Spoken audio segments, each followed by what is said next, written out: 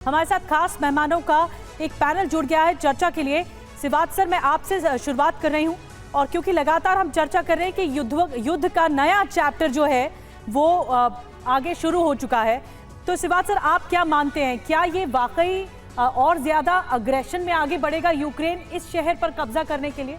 हाँ बिल्कुल, देखो प्रीति, एक चीज हमें समझनी पड़ेगी, ये लड़ाई एक निर्णायक रूप से पहुंच गई है। हो क्या रहा है, रूस चाहता है कि किसी तरीके से कुर्स्क का जो इलाका उसने घुमाया हुआ है वो जीत ले, और उसके ऊपर उसने बहुत ज़्यादा प्रेशर डाला हुआ है कुर्स्क के ऊपर, और इसके साथ साथ जो ईस्ट यूक्रेन है वो धीरे धीरे बढ़ रहा है।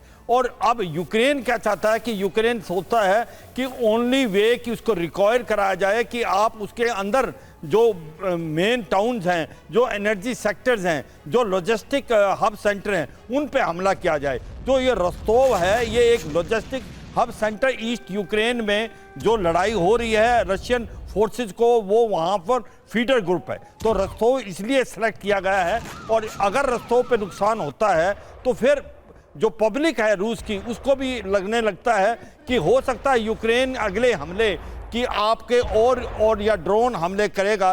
तो मुझे लगता है ये एक बड़ी सोची समझी साजिश के साथ यूक्रेन चल रहा है। यूक्रेन को लगता है कि नहीं तो वो लड़ाई हार जाएगा। ईस्ट यूक्रेन में रूस बढ़ रहा है, कुर्स्क को लेने की कोशिश कर रहा है, तो ये he is taking the war in रूस, एंड इसीलिए वो अभी रस्तोव में इतना नुकसान हुआ है, जिस प्रकार से खबरें आ रही हैं कि जो लॉजिस्टिक हब सेंटर था जिसके अंदर कम से कम 15-20 दिन का सामान था, वो भी बर्बाद किया है। मुझे लगता है ये लड़ाई, हम सोच रहे हैं कि अब निर्णायक रूप पे पहुंच गई है, ख़त्म हो सकती है। ऐसा लगता है कि इसके ख़त्म होने के चांसेस कम नज़र आ रहे हैं। जो डोनाल्ड ट्रंप ने वादा किया था कि वो लड़ाई जल्दी ख़त्म करा देंगे, रीज़न एक ही है कि जो एक प्रकार से रेड लाइन्स हैं रूस की और यूक्रेन की, उनमें बहुत फ़र्क है, और उनको किस प्रकार से आप मीडिएशन करके आप ऐसा समझौता कराएं कि कोई ना कोई समझौता ठीक है। हालांकि नहीं आ रहा।